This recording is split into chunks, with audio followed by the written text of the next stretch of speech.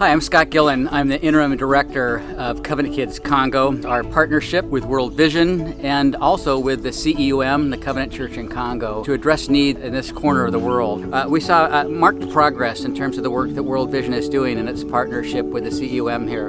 My name's Annie Martin and I work at World Vision US. We're here in Gemena, DRC, visiting some of the projects that are being done in partnership with the Evangelical Covenant Church and World Vision, in addition to many different church partners here on the ground, like the CEUM, the Free Church, and the Catholic Church. We are working with the most vulnerable people in society. One of the ways I've seen that done here this week is by visiting a project that was a husbandry group. This was a group of people who actually had disabilities that World Vision was working alongside to help to breed goats and chickens. This helped with economic development and livelihoods. It was providing income for their families. But in addition to that, it was also providing hope, it was providing dignity, and it was uplifting the voices of these people. My name is Lindsay, and I'm a pastor at Cascade Covenant Church in North Bend, Washington. A number of projects have really touched my heart, but one of the ones that I think is very tangible and exciting for us is the water projects that are happening up in Karawa. For those of you who don't know, Karawa was the epicenter of the Covenant Church here in Congo for so long. We had many missionaries up there, and it's been so encouraging and exciting to be here and experience this legacy and this opportunity to continue to partner with the Congo in that way. And so in Karawa, we were able to visit the Douabali Spring, which is the spring that will eventually bring water to Karawa Hospital. And this spring has capacity to reach 40% of the population in Karawa. They're going to be able to provide regular, consistent, clean water to the hospital itself and then the neighboring 4 neighborhoods in that area. And one of the cool things about this project is that 2 years ago, when we had another team visit Congo, one of the pastors said, "Hey, what about Karawa? What about water in Karawa?" And through Team World Vision and some other funding streams, we were actually able to fund this project. When this is complete, and they're hoping for early 2020, then the hospital will have continuous water. And so after that, we were able to go to a second spring, Booty Spring, this very old water project. It was built in 1969, and it's this huge, massive 18-foot water wheel that's really old technology, but it's working and it's been able to be repaired through the years. And that is the spring that they're hoping will be able to bring water to the rest of Karawa. Together, we can do great things, and great work is happening here in Congo. It's been amazing to see that. My name is Ben Vasquez, and I'm manager of missionary engagement for the Evangelical Covenant Church. And I'm also interim for Covenant Kids Congo. A specific area that really touched my heart is the advocacy group. A group of young kids that are advocating for their rights. They actually came and presented data and information to the Gemena government, and they were so shocked and impressed that they said, "We need to change." We see clinics that are clean, safe beds for women to actually give birth. And these are things that they're doing. They're standing up, believing in themselves, believing that they have the power. This is generational change. This is sustainability as we move forward, all because of a partnership that came and wrapped their arms around them. My name is Chad McDaniel. I'm lead pastor at Arvada Covenant Church outside of Denver, Colorado. I think one of the projects that stands out the most to me is a women's farming group called Mapasa, which is mother of sponsored kids working basically to alleviate malnutrition. The area they're farming is actually in the flight path into the Gemena airport. And some of the moms were saying they're actually earning enough income now, and they're pooling some of their resources. They're selling their corn in the market. They're earning enough income where one of them said, "One day my kid is going to be on that airplane." To me, when I hear somebody say that, I think of the generational change that's starting to happen, where people are being inspired, where people are having hope. They are agents of hope, and hope is huge. Hope is huge for people who never thought that they could move out of this place, that thought things can't get better, things will never get better.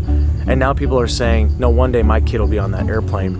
That's allowing their children to dream, to think about a future with all kinds of possibilities and potential, where that just wasn't here before, that never existed before. Hi, I'm Dan Bulgy from Cascade Covenant Church in North Bend, Washington, and just finished a whole week here in both Karawa and Gemena. There's all these different hard projects. There's also soft projects, and an example of that just has been so profound for me is something called the Women's Savings Group. It's 25 women who come together, and they worked to put money aside and use for different business ideas that they have. And the group that we visited was dancing with money in their hands, but it was because they were so encouraged about all of the money that they had been saving. Poverty so profoundly affects people just in their physical body, but also in their mentality. And this is something that is helping to change people's mentality, giving them hope and helping to make a cultural shift. It's just little incremental baby steps that are adding up into a huge leap in what World Vision is doing here in the Congo and what the CEUM is doing too. Bonjour, mes amis. My name is Gail Gilreath, and I serve as Executive Director of Advancement for the Evangelical Covenant Church. And one of the highlights for me was to see how hard the partners here, CUM, the SECU, Catholic Church, World Vision, working to provide clean water. Access to clean water is so important. And so when we saw 3 of those deep water wells, we know that many, many people in that neighborhood are getting access to clean water in which they didn't have before. Water to drink, water to wash, water to help with sanitation and hygiene. Water is life here. My name is Pastor Russ Blake from Yelm, Washington, and it's been such a privilege to be on this vision trip to the Congo. And I think the thing that stood out to me so deeply was our visit to the nutrition center. At that place, you saw little toddlers and 1-year-olds and 2-year-olds. In one case, I watched a mom just hold up probably a 2.5, 3-year-old baby that couldn't even stand on his own to be on the scale, to be weighed. And then they measure the circumference of the arm and they determine the needs of that child. But it broke my heart to think that here are these children, and so many of them, that may not even make it in life, but this center is bringing cornmeal and other nutritious products to the moms that they go home and begin to learn how to cook differently, how to put this nutrition into their food, and there's hope in that. There shouldn't be another month where there's toddlers that are malnutritioned in a serious way.